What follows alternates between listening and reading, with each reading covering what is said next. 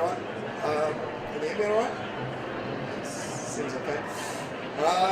Well, listen, thanks for coming, thanks for joining me. I know it's at the end of the day now, so most of you are probably keen to get out of here, but thanks for joining me nevertheless. I'm not actually from Tesco's, I'm from a digital agency called Reactive. We're a global agency, and we've been around for some 17 years now, full service. And that's some of the clients that we actually work with. And Tesco's is actually one of the clients that I want to speak to you about today. Specifically, a project called Tesco Real Food. Just before we go into that, a little bit of background, I guess, about us and Tesco's. We've worked together with them for 8 years now, and there's a few sites that we actually look after for them. So there's Tesco Real Food, which is a recipe-driven website. So it's like BBC recipes, that sort of thing. Then there's another site called Tesco Wine Community that we look after. And finally, the one I actually want to speak to you about today is the Tesco Living site, which is a lifestyle site predominantly for busy mums. So Tesco Living started its life as Tesco Magazine. Tesco Magazine is actually a 5 million readership magazine that Tesco circulates, and Tesco Magazine website was launched back in 2010, and that was a really simple site. It was essentially a page turner of the magazine itself, so it was a direct copy of the magazine. Back in 2010, there weren't really that many mobile devices, there weren't iPads that people were using for navigating websites in large numbers, so that was okay. A page turner was sufficient. Then last year, we approached Tesco's and essentially had to come up with a proposition to rethink the whole platform. So going from a page turner to actually understanding what the audience wanted to achieve by going onto the site and what sort of content they were looking for. So what we did, we partnered up with a content marketing agency called Cedar, and together approached Tesco's with a proposition on how we can refresh Tesco Magazine into Tesco Living, and what that would actually look like, what sort of shape it would take. So some of the key things that we focused on in the proposition were the audience. So the Tesco Magazine obviously went out to 5 million people, and that was pretty broad. And we really wanted to focus in on what Tesco Living would, what the key audience for the Tesco Living site would be. And that was going to be busy mums. The other aspect that we wanted to really focus on was the technology. And the technology that we chose was a CMS called Sitecore. Now, there's a number of reasons we actually chose Sitecore. One of the main reasons is that the ease of use of the way it works for the content editor team. So this was going to be a tool for the Cedar team, who are the content agency, to actually publish content online. So it was really important for them to be able to do this easily, and not to be sort of frustrated and locked down by the CMS that we chose. And Sitecore was a great choice for that. One of the functions that Sitecore had is called Page Editor, and essentially you can edit content as you see it on the page itself. So you don't need to worry about sort of understanding the admin functionality and so forth. An editor can literally, with very little knowledge of the CMS, log in and just edit the page as it stands. So, and lastly, one of the other considerations in terms of the technology was the DMS, which is the digital marketing system within Sitecore, which further personalized the content for the users on the site. So this was a key element for us as well. Essentially, content editors were creating content for the website, and what the DMS does, the digital marketing system, is start to learn about the user and the content that they're interested in, and start presenting relevant content to them without them having to go deeper into the site. So if they're reading a particular article, it might refer to another article that say you might also like. But instead of that being hard-coded and decided by the content editor themselves, the system actually decides based on the user behavior. And then lastly, from a technical perspective, in terms of the proposition, it was very important that it was a responsive website. So we were going from a very static site that was targeted towards desktop only, and then moving into a site that was going to be fully responsive from desktop to tablet to mobile devices.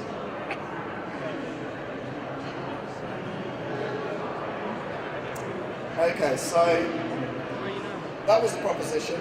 Now we're moving into actually doing a little bit of research. So sort of the upfront way before we go to the execution of the site. And one of the key things was to understand what actually Tesco's thought was important to them to get out of this website. So we established workshops to understand the business objectives from a Tesco's perspective. So that was in the form of us sitting down with the client and just going through with them and understanding exactly what was important to the Tesco business as a whole for the site to do. Then secondly, what we did, we actually did surveys with the current users. So one of the benefits of this project was that we already had a site live and running. So we could use some of that data to make decisions about the new site that we were building. So we obviously had access to Google Analytics. That's pretty straightforward. We can sort of figure out what the users are actually doing.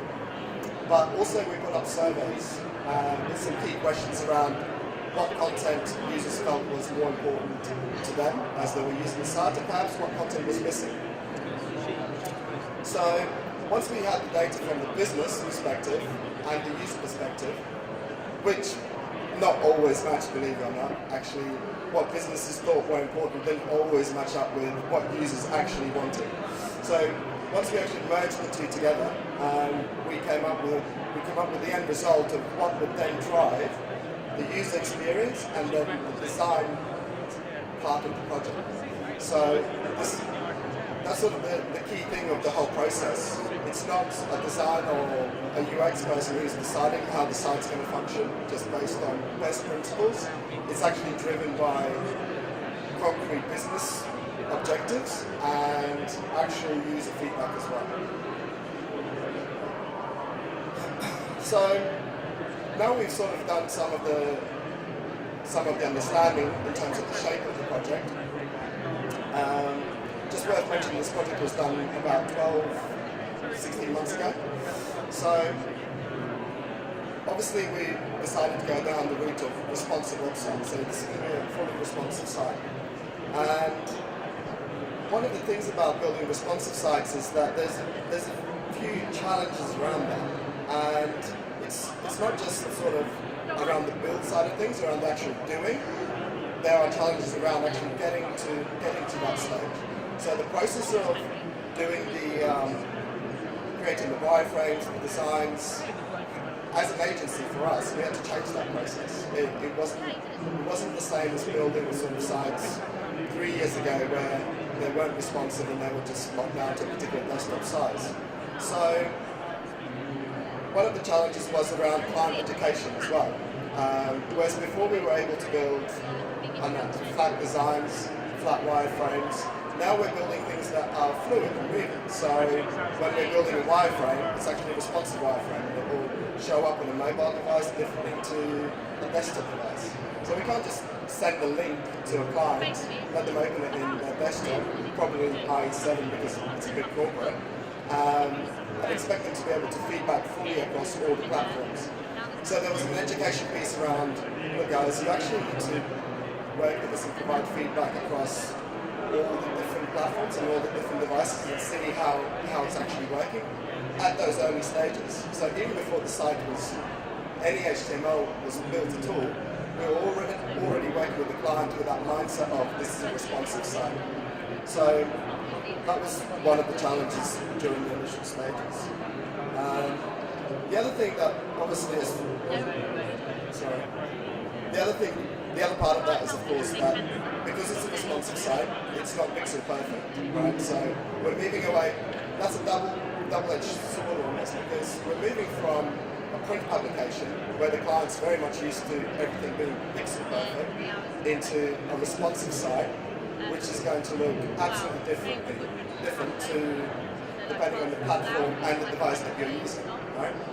So there was a little bit of education around that as well, just saying, look, sometimes the feedback that will come back is, can you just put an extra break in this paragraph, for instance? Well, naturally that might be the case at that particular resolution, but actually, as you're looking at a mobile phone or a much bigger screen, that changes again.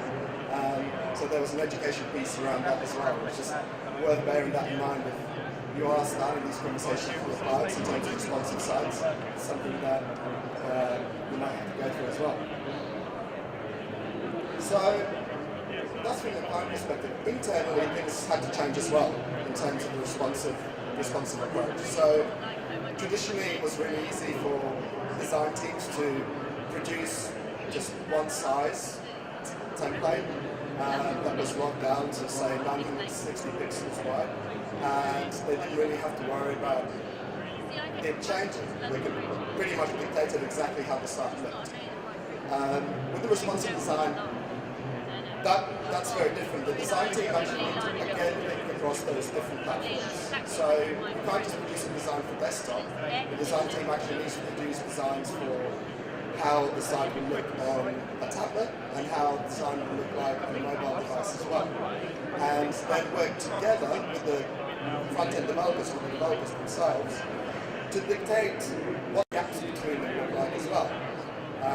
Because obviously there's so many different devices out there with different widths that actually you have to also think about what the transition looks like from, say, a mobile device onto a tablet device.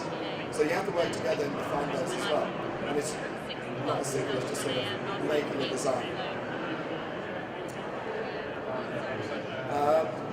Wireframing, something I briefly touched on earlier. So with the responsive designs, we move away from static wireframes and just sending those out.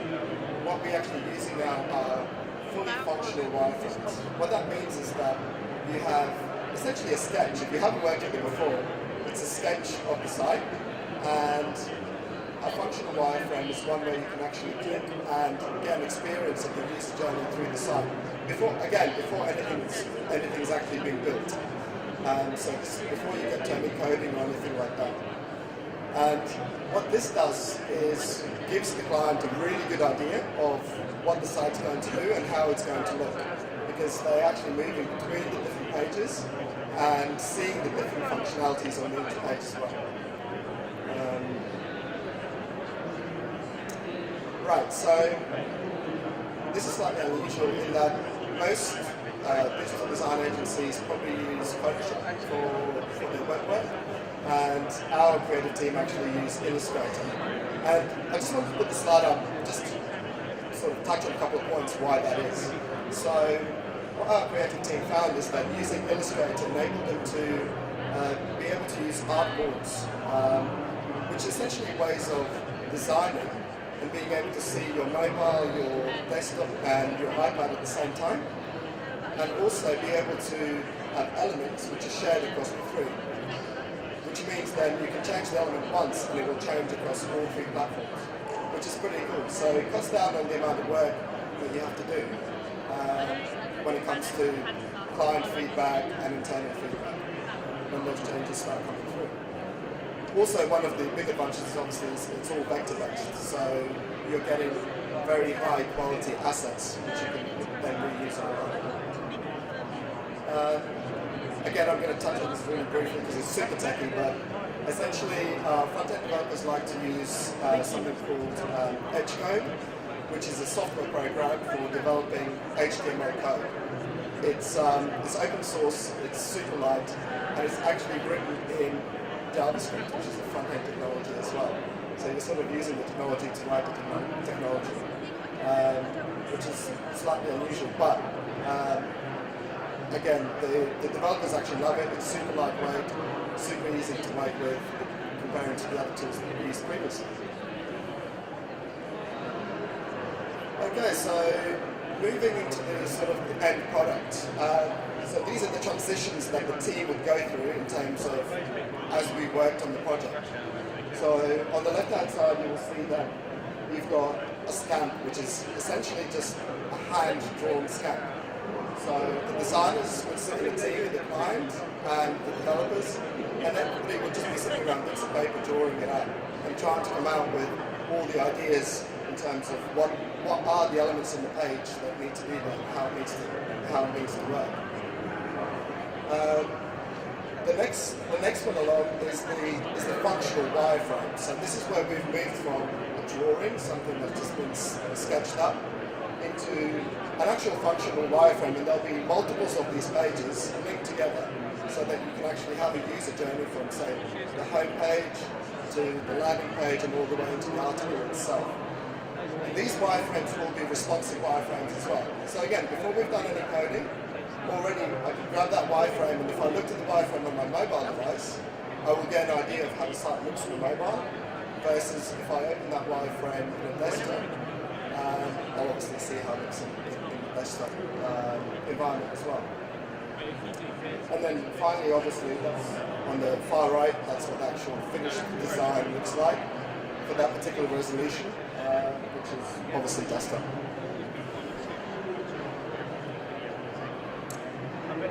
Doubled up on the slides. So, flexible articles. We're sort of moving into the final stages now. So, here you can see how the same content, the same design, is actually adapting to the different devices and the platforms that it's being viewed on. So, what's important to understand here are some very key principles. We're not generating code, we're not actually developing for those three devices. We're only developing once. So it's a single code base, it's a single content management system, everything is only done once, but it's adapting to those three different devices automatically based on the width of the browser that's actually being used. So you can see how obviously when you've got a lot of real estate on the left-hand side, it lets the page breathe. You've got some spaces on the left, and the listing is actually fitting a lot of items at the top. And then as the devices are getting smaller, you can see that the white space is disappearing, and it's really focusing in on the content itself. So all that sort of Chrome and everything else starts to disappear, and it just becomes about the content itself.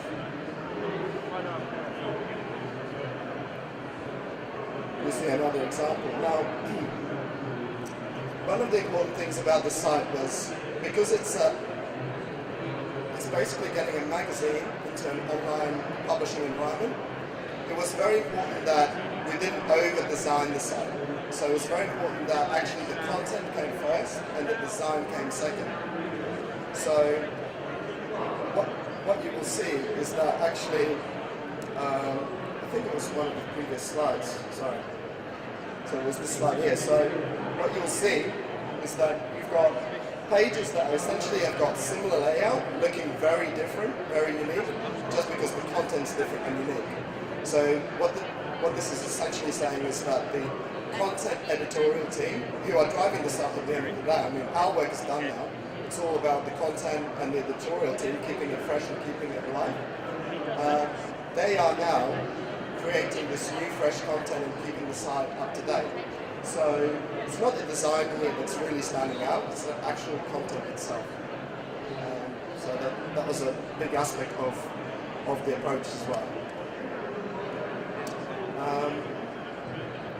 And then finally, obviously, there's some very key figures. I mean, arguably some of these figures are because the way that the market is moving as a whole, there's obviously a lot more people using mobile devices. So it's not just because our site is mobile, we're getting more mobile traffic.